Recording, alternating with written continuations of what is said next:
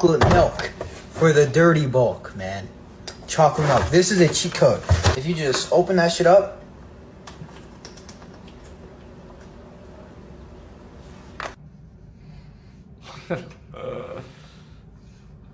Regret. I mean, I gained like 30 pounds. My bench is like 300. I think I got like 305, but I'm gonna end the bulk at 315, so probably 2 weeks. But it was a great experience. Definitely a great experience.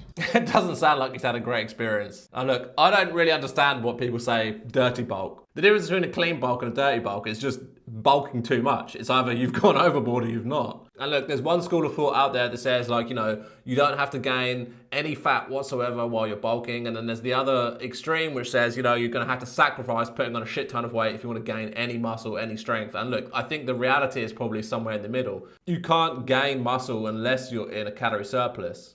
But you don't need to be thousands and thousands of calories over your surplus. You don't need to be gaining like an insane amount of weight to gain muscle. You can gain weight slowly, but you will gain weight. There's no other way to do it. You will gain some excess fat. Most people out there in the know are saying, like, you know, you only really need to be 200 or 300 calories surplus to gain weight. But to ensure that you're not undershooting, it's best to like add a couple 100 calories on top of that, so you're like 500 calorie surplus, just to make sure you've got that buffer so you're not wasting any of your time in the gym. And look, is it better to do it slowly? From my personal experience, yes, because I'm on a bulk right now and I've just gained an absolute shit ton of fat, way too much.